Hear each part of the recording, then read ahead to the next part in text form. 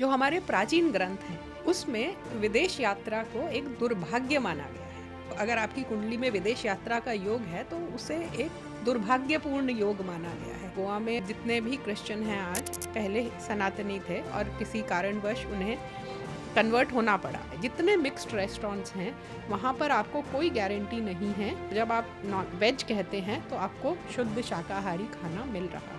राम जन्मोत्सव हो, हम श्रृंगार करते हैं मतलब मैं जैसी हूँ उसके ऊपर मैं श्रृंगार करके अपने आप को और निखार रही हूँ। लेकिन अंग्रेजी में उसका शब्द क्या आप यूज़ करते हैं? मेकअप का मतलब मैं आपकी खामियां छुपा रही हूँ। नमस्कार, स्वागत है आपका मेरी कलम के इस नए एपिसोड में। आज हमारे साथ एक बार फिर से जुड़ रही हैं अनुराधा गोयल जी। इन्होंने 700 से ज़्यादा किताबों का रिव्यू किया है, जिस वजह से इनका नाम लिम्का बुक ऑफ रिकॉर्ड्स में भी आया है। बहुत बड़ी ऑथर हैं, करीब 8 से ज़्यादा किताबें लिखी हैं। आज जिन किताबों के ऊपर हम चर्चा करने वाले हैं वो हैं lotus in the stone, unusual temples of India, cave temples of India और how to read Indian scriptures. चलिए करते हैं अनुराधा जी से आज बात।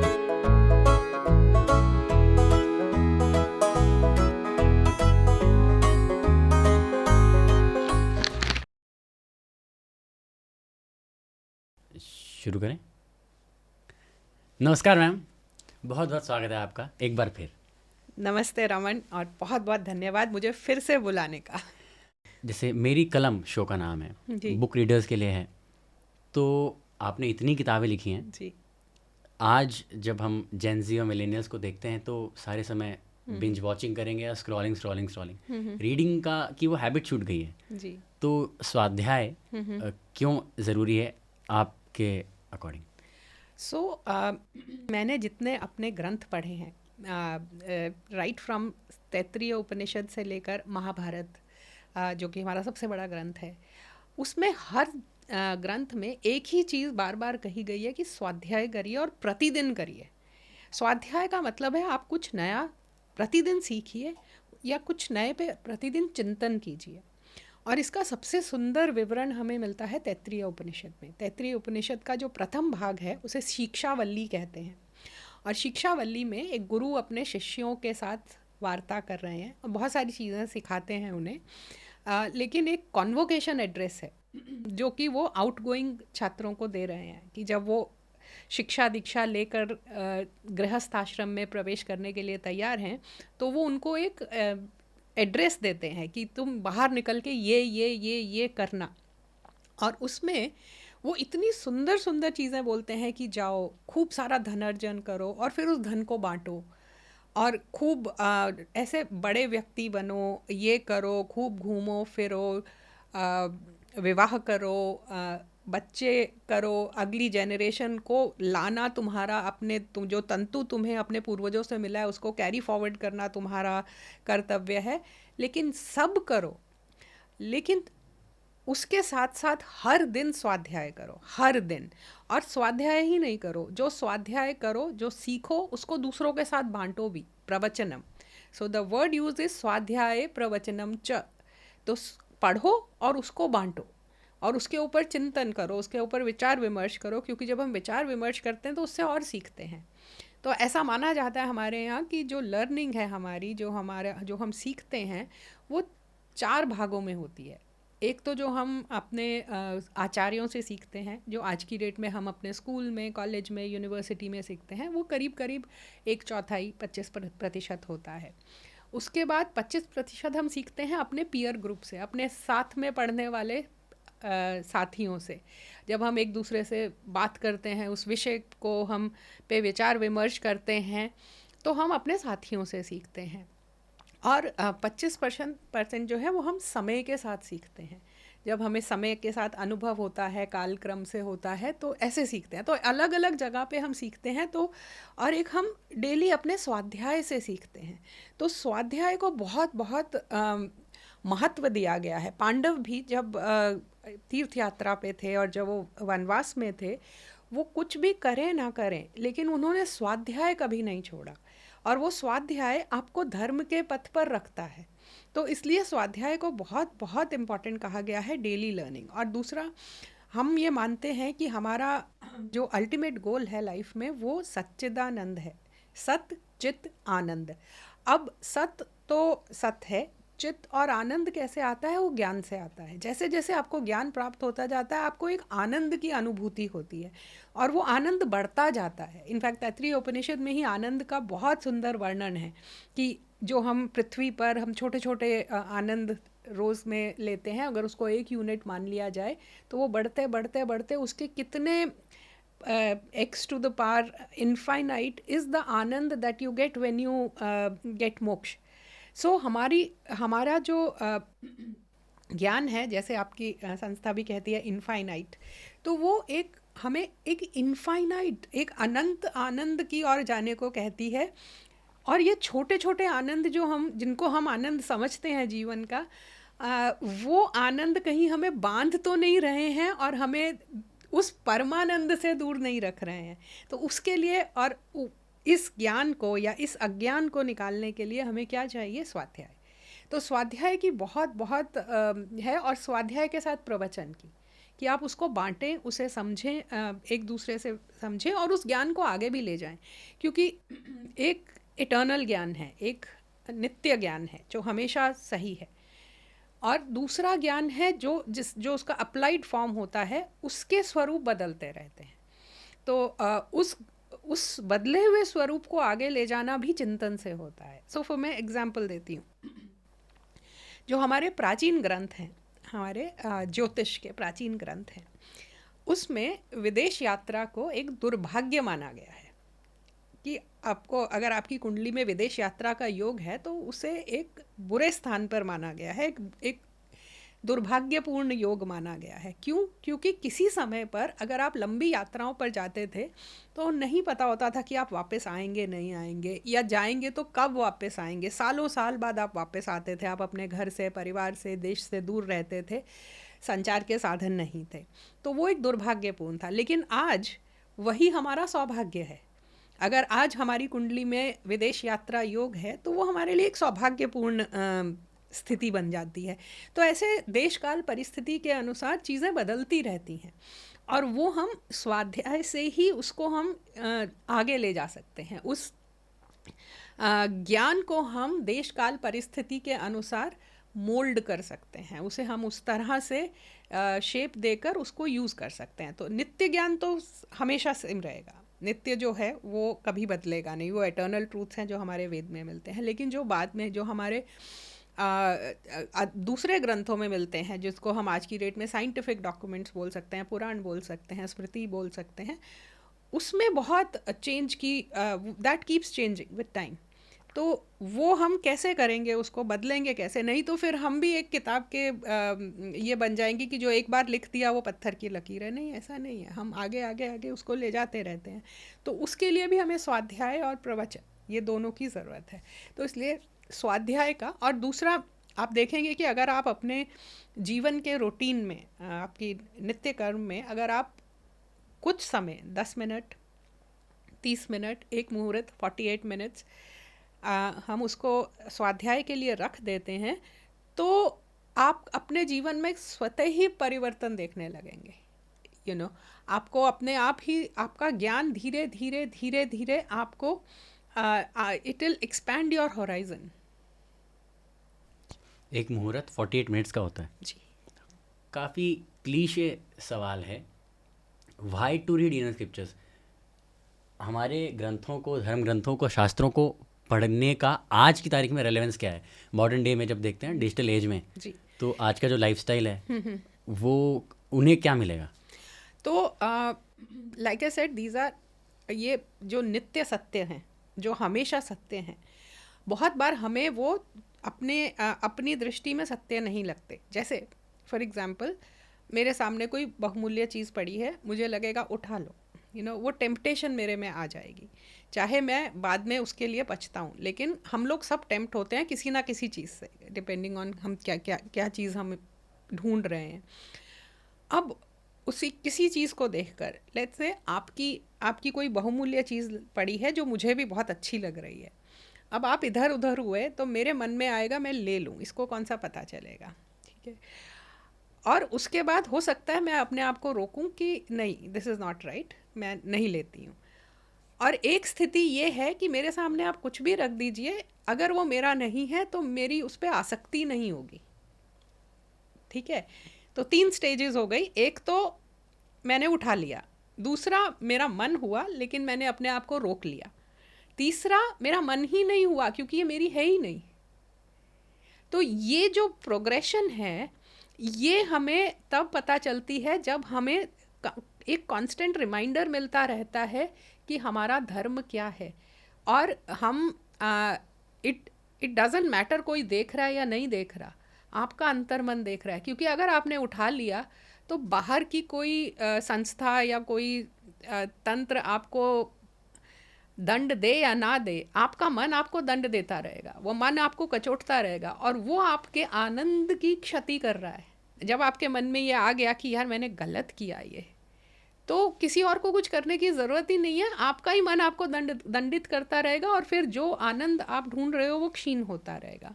तो एक तो स्क्रिप्चर्स ये करते हैं। फिर हमारे जो ग्रंथ हैं वो जैसा कि पॉपुलर परसेप्शन है कि उसमें पूरा कर्म कांड दिया होगा कि सुबह उठ के ये पूजा करो ये करो, वो एक बहुत छोटा पार्ट है।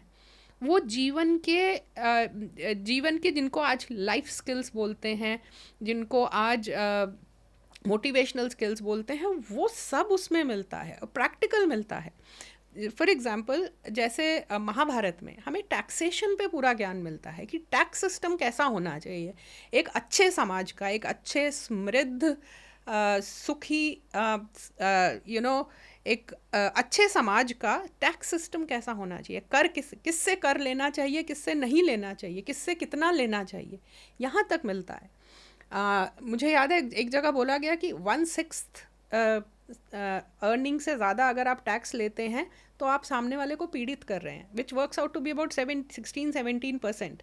तो वो आपको वो प्रैक्टिकल ज्ञान भी दे रहा है कि अगर आप इससे ज़्यादा, अगर आप राजा हैं और आप कर लेते हैं तो इससे ज़्यादा ले रहे हैं तो सामने वाला दुखी होकर दे रहा है, and that will affect you eventually. So बहुत से लेवल पर बहुत सारी इन्फॉर्मेशन मिलती है। मैंने एक मेरे ब्लॉग पे एक पोस्ट लिखा था कि how to manage money in Mahabharata. तो प्रैक्टिकल हमें इन्फॉर्मेशन मिलती है, and also you have to realise कि ये जो टेक्स्ट हैं ये हज़ारों साल से छन के हमारे पास आए हैं। तो ये लिव्ड नॉलेज है, ये प्रैक्टिस्ड नॉलेज है जो छन छन के हमारे पास आई है। ये ऐसा नहीं हुआ कि एक दिन किसी को एक सपना आया और उसने उठ के महाभारत लिख दी। This is all practical knowledge और हमें मिलता है। फॉर एग्जाम्पल महाभारत के शांति पर्व में जहाँ भीष्म पितामह युधिष्ठिर को ज्ञान दे रहे हैं, वो that forms about 20% of Mahabharata. 20% of Mahabharata is about Shanti Parva, 18 से 20%। तो उसमें हर बार जब युधिष्ठिर क्वेश्चन पूछते हैं कि मुझे इसके बारे में बताइए, तो भीष्म पितामह उसको क्या बोलते हैं कि इस बारे में फला ऋषि और फला राजा का एक संवाद हुआ था और उस संवाद में ये बात हुई थी, वो मैं तुम्हें बताता हूँ। सो भीष्म पितामह भी अपनी नॉलेज नहीं बता रहे हैं, अपने अनुभव को भी बताते हैं क्योंकि उनका बहुत लंबा श्रेष्ठ जीवन रहा है, लेकिन वो अपने पूर्वजों का या जहाँ से उन्होंने सीखा, जहाँ से उन्होंने सीखा अपने पूर्वजों का, ऋषियों का, मुनियों का, उनके सब नॉलेज वो युधिष्ठिर को देते हैं। और हमेशा कहाँ से ये नॉलेज आई, ये आता है, तो ये बहुत छन छन के आई हुई नॉलेज है। और हमें ये इनफैक्ट कल ही मैं जब एक कॉलेज में व्याख्यान दे रही थी तो मैंने ये बोला कि जब आप ये क्वेश्चन करते हैं कि ये क्यों है, तो आप ये भी क्वेश्चन कीजिए कि ये नॉलेज इस तरह क्यों आई, कैसे आई।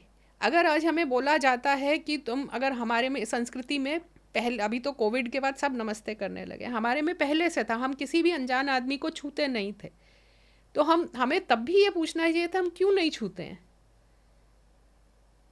तो जब हम ये प्रश्न करते हैं कि ये कहाँ से आया, तो हमें ये भी समझना चाहिए कि ये हमारी इतनी, we are the only civilisation which has been continuously living. हमारा उतन पतन चलता रहा लेकिन हम थे हमेशा, तो वो नॉलेज भी छनती रही। ये बहुत छन छन के निकली हुई नॉलेज है। जी, जैसा आपने कहा ओल्डेस्ट लिविंग सिविलाइजेशन है, तो सबसे पुरानी जीवित सभ्यता अब तक जीवित क्यों है, इसके पीछे क्या कारण आप मानती हैं? मुझे ऐसा लगता है कि हमारे जो ऋषि मुनि थे या जो हमारा समाज तंत्र था वो इस तरह से बना था कि एक को तोड़ोगे तो कहीं ना कहीं उसका कुछ अंश रह जाएगा। तो इसीलिए हमारे मंदिर टूट गए तो हम भक्ति मार्ग पे चले गए। हमारा बहुत से लोगों को कन्वर्ट कर दिया गया, लेकिन आज भी आप उनमें कहीं ना कहीं एक जीवित सनातन संस्कृति देखते हैं। मैं आपको उदाहरण देती हूँ। मैं गोवा में रहती थी और गोवा में जितने भी क्रिश्चियन हैं आज वो पहले सनातनी थे और किसी कारणवश उन्हें कन्वर्ट होना पड़ा। उनको ऑप्शन दी जाती थी कि या तो अपनी ज़मीन रख, देवर ऑल बहुत समृद्ध ब्राह्मण थे, सेंट जेवियर्स। हाँ, ठीक है। तो उनको कहा जाता था कि या तो ज़मीन रख लो और अपना धर्म छोड़ दो, या धर्म रख लो और ज़मीन छोड़ दो। तो बहुत लोगों ने बहुत सारी स्ट्रैटेजीज अपनाई, लेकिन एंड रिज़ल्ट ये है कि बहुत से लोग कन्वर्ट हो गए। लेकिन आज भी आप वहाँ किसी से जाके पूछ लीजिए, उनको अपने कुल देवता पता है, उनको अपनी कुल देवी पता है, उनके घर में विवाह होता है तो वो आज भी कुछ ना कुछ उन मंदिरों में भेजते हैं। बहुत से लोग ऐसे हैं जो आज भी गणपति उत्सव पे अपने घर गणपति बिठाते हैं, गणपति विसर्जन करते हैं, चाहे छुपके करते हों, लेकिन करते हैं। इसी तरह अभी पीछे एक सेमिनार में किसी ने मुझे बोला कि अरे छठ पत्तो जो हमारे बिहार ईस्टर्न यूपी में होती है, बोला छठ तो सूर्य का पर्व है, बहुत दूसरे लोग भी मनाते हैं, सिर्फ सनातनी नहीं मनाते, इसलिए सनातनी फेस्टिवल नहीं है। तो मैं बोला वो इसलिए मनाते हैं क्योंकि वो उनके पूर्वज किसी समय पे मनाते थे and they continued doing that. तो ऐसे लिविंग स्ट्रैंड्स हमें मिल जाते हैं बहुत सारे। जैसे मैंने अपनी book lotus in the stone में एक लिखा है कि अब आर्कियोलॉजिकल एविडेंस की कृष्ण भगवान थे या नहीं थे, या श्री राम थे या नहीं थे, आप मांग सकते हैं। उनके समय के आर्कियोलॉजिकल एविडेंस मिलना बहुत मुश्किल है बिकॉज दे वेरी ओल्ड। लेकिन लिविंग संस्कृति में वो कैसे हैं? अब आप अगर ब्रज क्षेत्र में जाते हैं तो आज भी श्री कृष्ण का बाल रूप है, आपको वो राधा के साथ मिलते हैं। वो एक नटखट बालक के रूप में, एक नटखट ग्वाले के रूप में मिलते हैं। वहीं आप द्वारका चले जाइए, द्वारका में वो आपको हमेशा रुक्मिणी के साथ मिलेंगे, आपको राधा के मंदिर नहीं मिलेंगे वहाँ। और वहाँ पर वो अपनी 8 रानियों के साथ, अपने माता पिता के साथ, अपनी कुलदेवी के साथ, अपने आचार्य के साथ एज एक परिवार वाले रूप में मिलते हैं। हाँ, राजा तो वो नहीं हुए टेक्निकली कभी, द्वारकाधीश बोलते हैं उन्हें। तो द्वारका में वो द्वारकाधीश एक सपरिवार, एक परिवार वाले व्यक्ति के रूप में मिलते हैं, जबकि यहाँ वो एक नटखट ग्वाले के रूप में मिलते हैं, एक बाल रूप में मिलते हैं। और वो आज भी ऐसे ही मिलते हैं। आप सोचिए, उन्हें द्वारका में उन्हें रणछोड़ दास कहा जाता है, very common name Ranchhod Das, जो कि कहीं और नहीं मिलता क्योंकि रण छोड़ के वो वहाँ गए थे। इसी तरह श्री राम को हम अयोध्या में रामलला के रूप में जानते हैं, राजा राम के रूप में, बिकॉज ये अयोध्या ने उनके ये 2 रूप देखे हैं। मिथिला में उनका वर रूप है, मिथिला में वो हमेशा वर रूप रहेंगे, जमाई राजा। जब आप दक्षिण में जाते हैं, दंडकारण्य और नीचे जाते हैं, वहाँ पर उन्हें कोदंड राम कहा जाता है, क्योंकि वहाँ के लोगों ने उन्हें धनुषधारी के रूप में ही देखा है। और बहुत जगह वो अकेले पाए जाते हैं, जबकि बाकी जगह वो सीता जी और लक्ष्मण के साथ पाए जाते हैं। और बहुत जगह वो अकेले पाए जाते हैं, लक्ष्मण के साथ पाए जाते हैं, क्योंकि वहाँ पर उन्होंने सीता जी को नहीं देखा। तो ये लिव्ड कल्चर है हमारा, जिसके लिए खैर मुझे भी घूमते फिरते ये सब नज़र आया कि हाँ ये ऐसा यहीं पर क्यों है। दक्षिण में वो राजा राम क्यों नहीं है? क्योंकि दक्षिण ने उनको राजा राम की तरह नहीं, उन्होंने उसको कोदंड राम की तरह ही देखा। तो ये लिव्ड कल्चर है जो हमारा अभी भी संस्कृति जीवित है किसी ना किसी फॉर्म में। आप कितना भी मार लीजिए, वो जीवित है। दूसरा, हमारे ओरल ट्रेडिशंस, किताबों का छपना तो 400-500 साल पुरानी बात है, और कॉमन होना प्रॉबेबली 100-150 साल पुरानी बात है। लेकिन हमारा ओरल ट्रेडिशन, जो हमारी आज भी वेद पाठशालाओं में जो ओरल ट्रेडिशन में जो याद कर लिया, जो मेरी जीन्स में चला गया, उसको कैसे निकालोगे? और हमें we must carry forward that. In fact I was telling another podcaster that ये जो हम कॉन्वर्सेशंस कर रहे हैं, सवाल जवाब कर रहे हैं, ये हमारी पुरानी संस्कृति है. हमारे पूरे ग्रंथ जो हैं वो संवाद के रूप में है, डायलॉग फॉर्म में है, संवाद के फॉर्म में है और ओरल है. इसीलिए जो हम जिसको हम आज एडिक्शन भी बोलते हैं, that is easy because that's easy to understand then reading. Reading genetically is a very very recent phenomena. जैसे लाइफस्टाइल पे हम बात कर रहे हैं, तो लाइफस्टाइल का एक बहुत बड़ा पार्ट फूड होता है. तो आहार पे अगर हम बात करें तो इस पे आपका पर्सपेक्टिव क्या है? इस समय हमारा आहार कैसा है? और हमें धर्म सम्मत आहार अगर देखा जाए तो कहा जाता है शाकाहार अमृताहार. तो हम कैसे अपने जीवन शैली में आहार में क्या ज़रूरत है ट्रांसफॉर्मेशन लाने की? देखिए, आहार के बारे में भी मैं वही कहूँगी कि अगर आपके परिवार में जो भी आहार आप जहाँ रहते हैं उसके अनुसार वो आहार खाया जाता है, तो वो भी एक नॉलेज है, वो भी एक ज्ञान है या विज्ञान है जो आपकी पीढ़ी दर पीढ़ी छन के आपके पास आया है. अब मैं देश भर के और मुझे देश में बहुत 10 राज्यों 15 शहरों में रहने का अवसर मिला है. तो मैं आपको बताती हूँ, जैसे उत्तर भारत में जो गर्मी में खाया जाता है, गर्मी में आप बहुत पानी के बेस्ड वाली चीज़ें खाते हैं, बहुत हल्की फुल्की चीज़ें खाते हैं, शरबत पीते हैं, बहुत सारे ऐसा. वहीं सर्दी में आप रिच फूड खाते हैं, लड्डू, पेड़े, मिठाई, गाजर का हलवा, सब रिच फूड. और बरसात में आप फ्राइड फूड पे आ जाते हैं. ठीक है, तो समय के अनुसार खाना बदलता है. अब जैसे दक्षिण में जो सीजन्स हैं वो इतने नहीं बदलते, इतना एक्सट्रीम अप एंड डाउन नहीं होता, तो उनका खाना भी लगभग पूरा समय एक जैसा होता है. तो एक तो हमारा खाना ऋतु अनुसार था, फिर अवस्था अनुसार था. बच्चों को रिच खाना दिया जाता है, बूढ़ों को हल्का खाना दिया जाता है. फिर उत्सव अनुसार था, हर उत्सव का एक अपना, मतलब हर उत्सव के साथ आपको कोई ना कोई डिश जुड़ी हुई मिल जाएगी जो कम्युनिटी स्पेसिफिक भी होती है कि आपके यहाँ ये बनता है, हमारे यहाँ ये बनता है. ठीक है, तो ये हमारे फूड तो हमारी परंपरा में ही है. रामायण में आता है कि जब श्री राम जानकी विवाह हुआ था तो 6 तरह के खाने दिए गए थे. और 6 तरह के खाने मुझे एग्जैक्टली याद नहीं है, बट चबा के खाने वाले, चूस के खाने वाले, चाट के खाने वाले, निगलने वाले, ऐसे, और फिर 6 तरह के स्वाद. तो उसमें वो सारा एक बहुत बड़ा भोज बन जाता है कि इन सब का कॉम्बिनेशन. तो ये तो खाने की, हमारे खाने पे इटसेल्फ हमारे बहुत सारा मटेरियल है हमारे ग्रंथों में. लेकिन क्या हो रहा है अभी कि हम खाना ऑर्डर करके खा रहे हैं जो हमें नहीं पता कौन बना रहा है, कैसा बना रहा है और किसके लिए बना रहा है. और बनाने वाले को भी नहीं पता वो किसके लिए बना रहा है, तो कुछ भी बना देते हैं.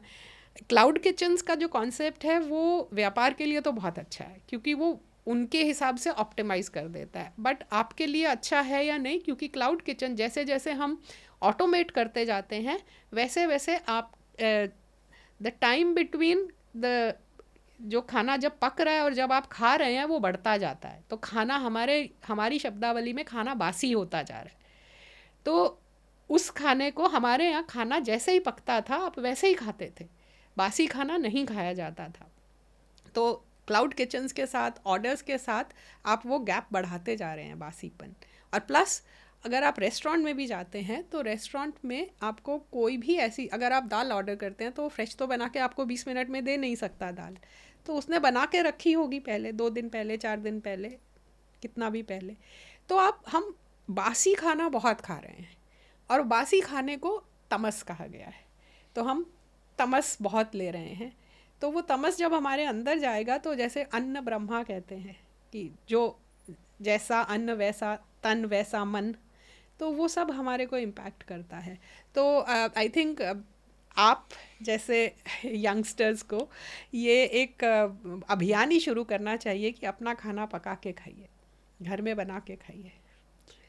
एटलीस्ट हफ्ते में 2 दिन, महीने में 4 दिन अपना खाना स्वयं बना के खाइए. ऐसे कॉन्वर्जेशंस ज़रूर इनेबल करेंगे मैम। वेजिटेरियनिज्म जैसे हम बात कर रहे थे अभी कि एक काइंड ऑफ छल हो रहा है वेजिटेरियंस के साथ भी, तो ऐसा भोजन पैक्ड फूड में भी जो हमें बताया जाता है कि शाकाहारी है, पर उसमें आप उसके कुछ बताइए। सो देखिए, दो चीज़ें हैं। एक तो कि शाकाहारी जो हैं, और स्पेशल भारत में जो हम शाकाहार फॉलो करते हैं, जिसको हम शुद्धता से देखते हैं कि अगर आपने उसमें नॉनवेज छू भी दिया तो हम नहीं खाएंगे। एक जो शाकाहार जो मोस्टली वेस्टर्न वर्ल्ड में होता है, उसमें है कि हम खाएंगे नहीं, टच कर गया उससे, शौच का कॉन्सेप्ट नहीं है वहाँ। हमारे यहाँ शौच का कॉन्सेप्ट है। हमारे यहाँ तो हमारी दादी नानियाँ तो उस घर में भी नहीं खाती थी जहाँ नॉनवेज खाया जाता है, या जहाँ रेस्टोरेंट में जहाँ नॉनवेज खाया जाता है। पतंजलि योग सूत्र में यम नियम में शौच का नियम आता है। जी हाँ, शौच तो एक बेसिक नियम है, सफाई। तो अगर मैं शाकाहारी हूँ, मैं ये नहीं कह रही कि आप सब शाकाहारी हो जाइए, वो आपकी इच्छा है, आपका निर्णय है।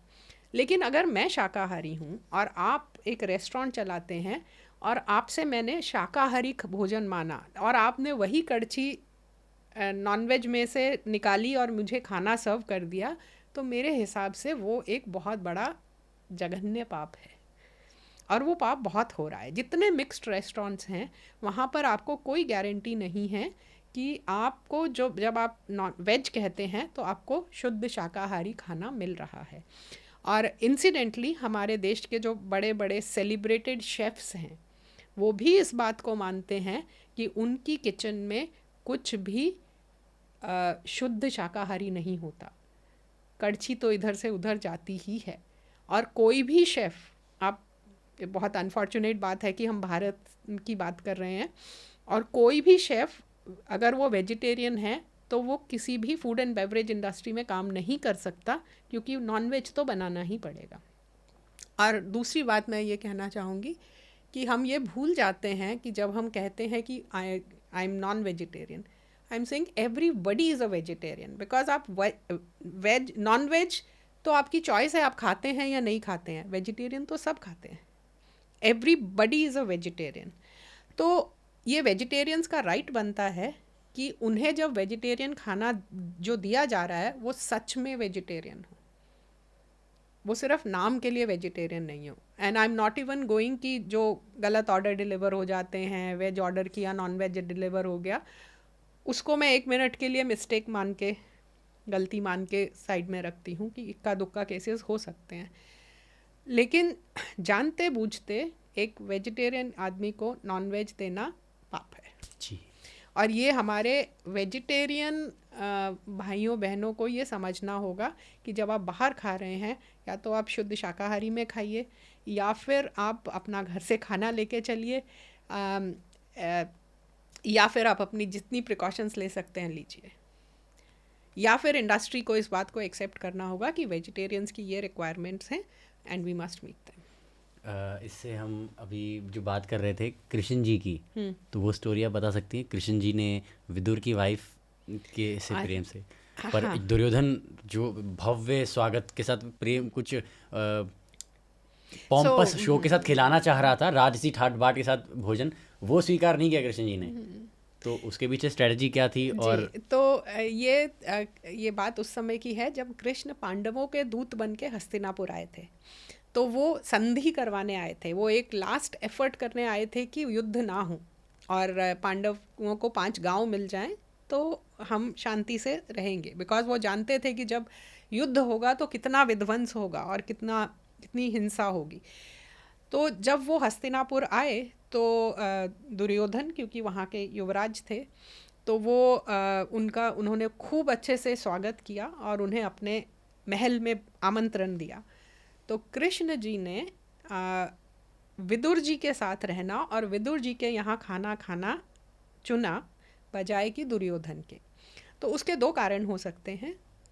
एक तो ये कि वो संधि करवाने आए थे और वो पांडवों के दूत थे, तो ऐसा हो सकता था कि उनकी हत्या या उन्हें नुकसान पहुंचाने का की मंशा हो दुर्योधन की, भोजन में विष देकर या किसी और तरह से उनको किसी तरह भी नुकसान पहुंचाने की दुर्योधन की मंशा रही हो, और उस मंशा को श्री कृष्ण तो भांप ही गए होंगे। और दूसरा, विदुर जो हैं वो एक सत्व गुण प्रधान व्यक्ति हैं, तो उनके घर में जो खाना मिलेगा वो भी सत्व गुण प्रधान होगा। और दुर्योधन एक तमस गुण प्रधान है, तो उसका खाना भी तमस गुण प्रधान होगा। और कहीं ना कहीं ये भी समझना चाहिए कि जहाँ जो लोग तमस से भरा हुआ खाना खाते हैं वो अपने अपने जीवन में, अपने शरीर में वो तमस को इंजेक्ट कर ही रहे हैं। तो कहीं ना कहीं कृष्ण ने ये भांप लिया, और शायद इसका मेंशन आता है महाभारत में हमें ये बताने के लिए कि खाना कैसे चुनना है। हम स्टोरीज के केवल हम उन्हें धर्म ग्रंथ ना माने, उनके पीछे का उन्हें वर्शिप भले ना करें, पर अगर हम उनसे स्टोरी के तौर पे देखते हुए भी मैसेज लें तो काफ़ी मैसेजेस मिलते हैं। बहुत बहुत बहुत बहुत। जो लोग वॉर स्ट्रैटेजीज पढ़ते हैं वो तो महाभारत पढ़ लें तो पूरी वॉर स्ट्रैटेजीज बन जाएं। ललिता उपाख्यान पढ़ लें जिसमें ललिता त्रिपुर सुंदरी भंडासुर का वध करती हैं, इतनी वॉर स्ट्रैटेजीज मिलती हैं। Can you imagine? मुझे वहाँ एक विघ्न यंत्र का वर्णन आता है। अब विघ्न यंत्र ऑब्वियसली विघ्न डालने के लिए है। जब मैंने उसकी पूरी डिस्क्रिप्शन पढ़ी विघ्न यंत्र की, और फिर उसको गणेश जी का निर्माण करके ललिता त्रिपुर सुंदरी उसको तोड़ती हैं, उस यंत्र को, उस यंत्र के प्रभाव को, क्योंकि गणेश जी विघ्नहर्ता हैं। हाँ, मतलब उसी के बाद उनका नाम विघ्नहर्ता पड़ा।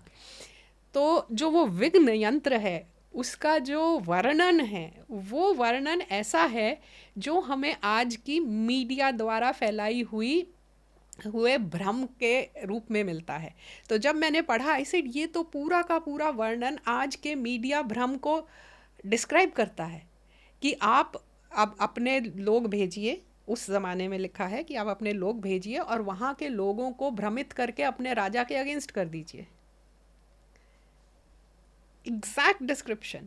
तो हमें बहुत सारी स्ट्रैटेजीज वहाँ मिलती हैं, बहुत सारी स्ट्रैटेजीज मिलते हैं। जैसे अगर कोई आप पे नाग पाश फेंक रहा है, नाग यंत्र फेंक रहा है, तो आपको नेवला यंत्र चाहिए उससे डील करने के लिए। बहुत कुछ मिलता है। लाइफ का कोई ऐसा एस्पेक्ट नहीं है जिसके बारे में आपको नहीं सीख मिलती, विद एग्जाम्पल्स। तो आहार से थोड़ा सा अब हम आपकी एक और किताब है उस पर स्विच करते हैं। हाँ, केव टेम्पल्स। तो ma'am, cave temples of India में यूजुअली हमारा पिछला डिस्कशन भी लोटस इन द स्टोन के अराउंड हुआ था, तो टेम्पल्स पे तो हमने काफ़ी बात की थी। केव टेम्पल्स के ऊपर आपने अलग से किताब लिखी, तो इसका कोई विशेष कारण?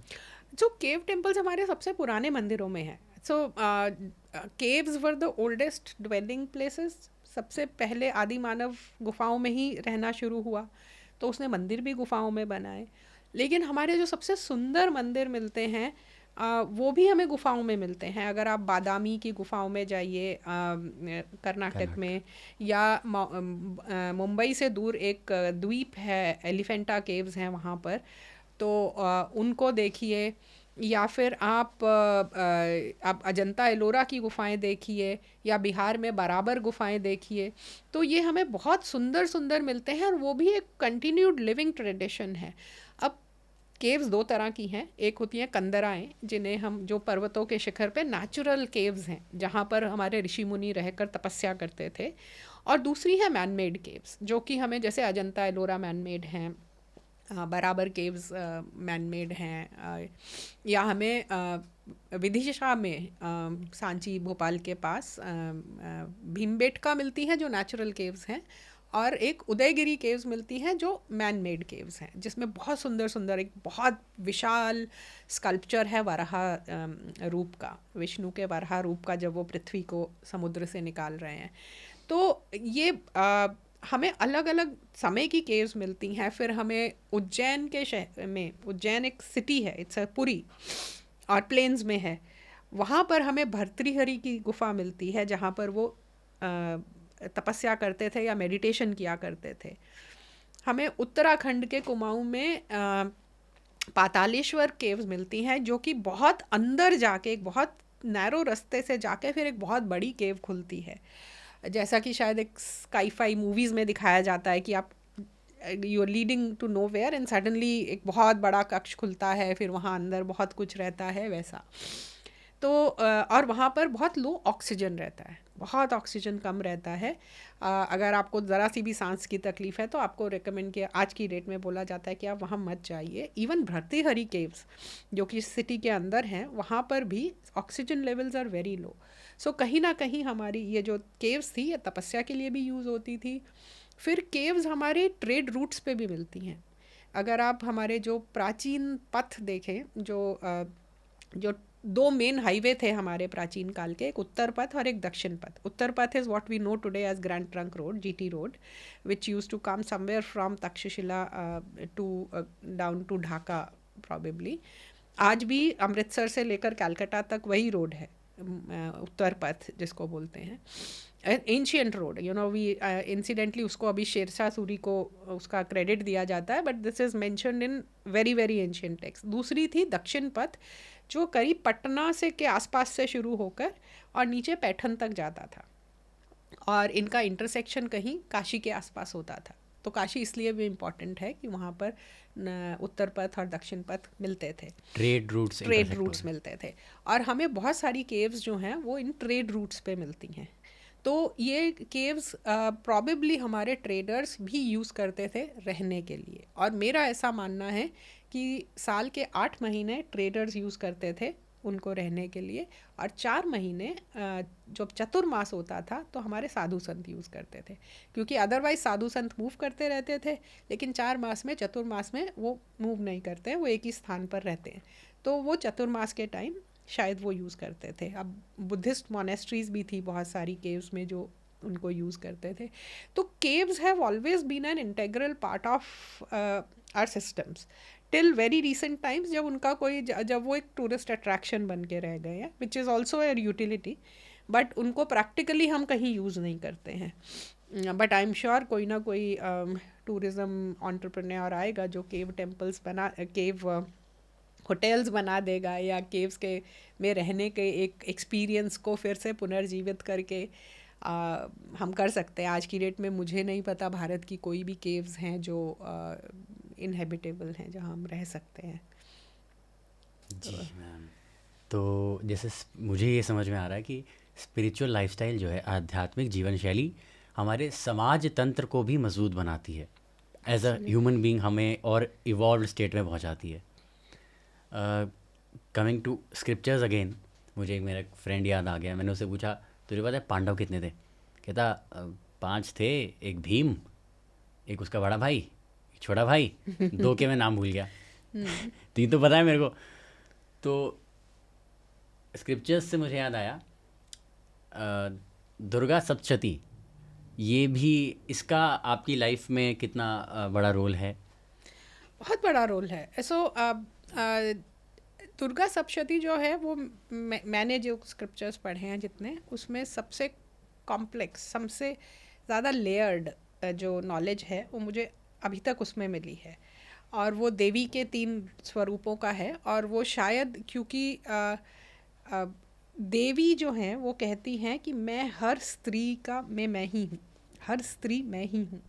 तो कहीं ना कहीं मैं, बिकॉज क्योंकि मैं एक स्त्री हूँ, तो मुझे वो बहुत कनेक्ट होता है। और मुझे ऐसा लगता है कि जिस जनरेशन में मैं बढ़ रही थी 80s में 90s में, उस समय पर हमें जो ये अबला नारी सिंड्रोम दिया गया कि तुम अबला नारी हो, सारी दुनिया तुम पे अत्याचार करने को ही बैठी है, वर्सेस जो दुर्गा सप्तशती और हमारे देवी शाक्त टेक्स्ट मुझे बताते हैं कि मैं ही शक्ति हूँ और मुझ में सब कुछ करने की शक्ति है, और करने की नहीं, करवाने की शक्ति है।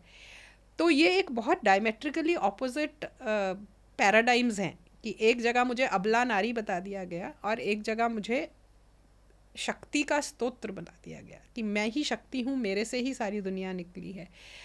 और तो ये एक ट्रांजिशन है।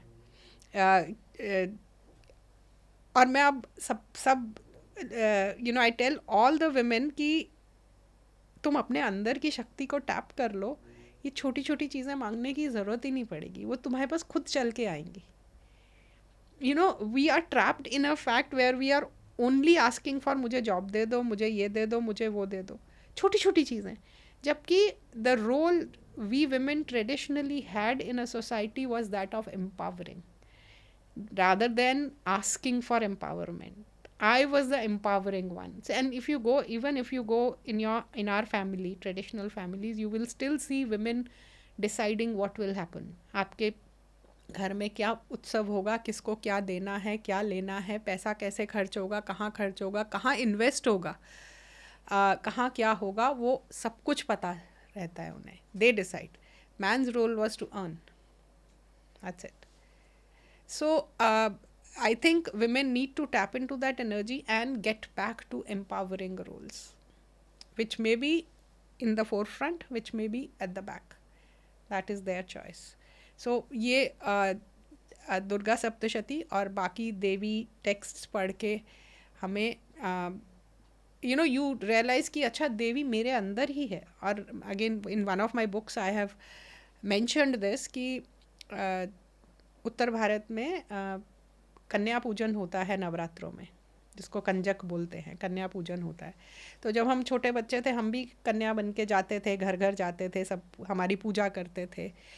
उस समय तो हमें लगता था कि अच्छा अभी हमारे क्लास के जितने लड़के हैं इनके घर जाएंगे, ये भी इनके पेरेंट्स भी हमारे पाँव छुएंगे, हमसे आशीर्वाद मांगेंगे.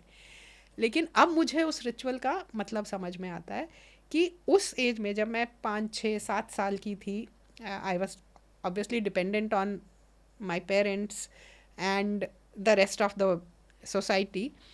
उस समय भी वो रिचुअल मुझे ये बताता था कि I have something that I can give them, जिसके लिए ये झुक के मेरे पैर छू के मेरे आशीर्वाद ले रहे हैं. तो मेरे अंदर की शक्ति का एहसास मुझे उसी समय करवा दिया गया था. वो आगे जाके हम कहीं भूल गए, in this feminist narratives हम भूल गए वो. और वो पूजा अगर आप देखेंगे आज भी भारत भर में कुमारी पूजा होती है, जो कन्याएं होती हैं उनकी. देन जब आपकी शादी हो जाती है तो आपको लक्ष्मी रूप में पूजा जाता है आज भी. आप महाराष्ट्र में चले जाइए, वहाँ हल्दी कुमकुम होता है, या हर जगह पे कहीं ना कहीं साल में 1-2 बार या उससे ज़्यादा बार ऐसा कोई ना कोई छोटा मोटा रिचुअल है जहाँ आप महिलाओं की, विवाहित महिलाओं की लक्ष्मी रूप में पूजा करते हैं. गृहस्थ आश्रम में तो पुरुष का कोई भी यज्ञ या अनुष्ठान पूरा ही नहीं होता बिना वाइफ के. Absolutely, absolutely. तो हमें जो ट्रेडिशनल रोल्स हैं उसको सिवाय हमने ये मान लिया है कि पैसा कमाना is the only act worth pursuing. तो जब हम वो मान लेते हैं तो फिर हमें नौकरियों की ज़रूरत है, क्योंकि और हम look at the word, what we are asking for is नौकरी. मुझे नौकर रख लो. तो मैंने दुर्गा सप्तशती इसलिए भी पूछा क्योंकि बचपन से मेरी मम्मी जो है साल में 2 नवरात्रे आते हैं, दोनों बार 9 के 9 दिन मुझे बगल में बिठा के स्टोरी टेलिंग के तौर पे सुनता था मैं. तो जैसे कार्टून में होता है हीरो विलेन को मार रहा है, वहाँ पे एक हीरोइन की तरह हीरोइक एक्ट्स होते थे माँ दुर्गा के, अलग अलग रूपों में अलग अलग राक्षसों को मार रही हैं. इनिशियली मैं वैसे इमेजिन करता था, मेंटली एनिमेशन वगैरह होता था. It is a very graphic description. फिर धीरे बड़े होते होते मुझे चीज़ें समझ में आई और उसके स्पिरिचुअल कॉनोटेशंस अब जाके जैसे समझ में आ रहे हैं, स्पिरिचुअल और सोशल कॉनोटेशंस. एक फाइनल क्वेश्चन मैम, जैसे अभी अयोध्या जी में श्री राम जी का मंदिर बन गया है, तो राम भक्त जो हैं उनके लिए कोई एक ऐसा संदेश जो आपको लगता हो कि ये तो सगुण भक्ति हो चाहे निर्गुण भक्ति हो, मंदिर बन गया ठीक है, भक्त अब क्या करें, भक्तों को इन एक्शन अभी क्या करना चाहिए, कोई एक ऐसा मैसेज? देखिए, भक्तों को सबसे पहले तो श्री राम को मर्यादा पुरुषोत्तम कहा जाता है. तो क्या हम अपने आप को मर्यादा में रख सकते हैं या हमारे आसपास के लोगों को मर्यादा में रख सकते हैं? जैसे अभी ये कह रहे थे कि आपका उदाहरण दिया जाता है, तो जब आप मर्यादा में रहेंगे वो भी एक उदाहरण बन जाएगा. तो सबसे पहले तो वो आपके अपने आचरण पे और समाज के लेवल पे मैं चाहती हूँ कि आपके आसपास जो मंदिर हैं, अयोध्या का मंदिर तो एक मंदिर है जिसको हम सब देखना चाहेंगे, लेकिन वो हम जीवन में 1 बार 2 बार जाएंगे. आपके जीवन में जो सबसे महत्वपूर्ण मंदिर है वो आपके घर के पास वाला मंदिर है. तो कृपया अपने मंदिर में जाइए, वहाँ पर भजन कीर्तन कीजिए, वहाँ पर अलग अलग एक्टिविटी शुरू कीजिए वहाँ पर। अगर आप लेट्स से हनुमान मंदिर है तो एक मंगलवार को वहाँ आप हनुमान चालीसा पढ़ने का कार्यक्रम रखिए और आप देखेंगे आप 4 लोग शुरू करेंगे, धीरे धीरे जुड़ते जुड़ते लोग जुड़ना शुरू हो जाते हैं। बिकॉज हर समाज को एक लीडर की ज़रूरत होती है, एक नेता की ज़रूरत होती है जो शुरुआत कर दे, फिर वो शुरू हो जाता है। फिर आप वहाँ उत्सव मनाइए, हर मंदिर का एक वार्षिक उत्सव होता है या एक से अधिक उत्सव होते हैं डिपेंडिंग ऑन डेटी कौन है। शिव जी हैं तो शिवरात्रि कीजिए, होती है मंदिरों में होती है, लेकिन उसको क्या आप अच्छे से कर सकते हैं और लोगों को जोड़ सकते हैं। फिर मंदिरों में आप मंदिरों को यूज़ कीजिए किसी भी सोशल एक्टिविटी के लिए, विचार विमर्श के लिए, वेदाध्ययन के लिए। आप यही जो हम स्क्रिप्चर्स बोल रहे हैं कि आप पढ़िए, वो आप एक अपना स्टडी ग्रुप बना के आप मंदिर में बैठ के पढ़ सकते हैं। उसके लिए आपको कोई फैंसी होटल्स और ये सब बुक करने की ज़रूरत नहीं है, मंदिर में बैठ के पढ़िए। और सोचिए आप देवता की छाँव में बैठ के जब उन्हीं का स्क्रिप्चर पढ़ेंगे तो क्या आनंद आएगा जी। तो ये छोटी छोटी एक्टिविटीज़ हैं जो हमें आसपास अपने मंदिरों में करनी है और नए मंदिर बनाने की उतनी आवश्यकता नहीं है। मैं बड़े मंदिर, राम मंदिर जैसे मंदिरों की बात नहीं कर रही हूँ, बट हमारे आसपास जो मंदिर हैं उन्हीं को एक्टिवेट करने की ज़रूरत है, उनकी ऊर्जा बढ़ाने की ज़रूरत है। वहाँ पर आप उस देवता के फल फूल लगाइए। अगर कृष्ण का मंदिर है तो पारिजात लगाइए, अगर शिव जी का मंदिर है तो बिल्व वृक्ष लगाइए, तुलसी लगाइए। जिस देवी देवता का है, दुर्गा का मंदिर है तो वहाँ आप गुड़हल लगाइए। तो ये सब छोटी छोटी चीज़ें हैं जो उत्सव, जो जैसे हमारे मंदिरों में पहले वाटिकाएं होती थी, मंदिर की वाटिका होती थी, वाटिका बनाइए, जिस भी फॉर्म में बन सकती है।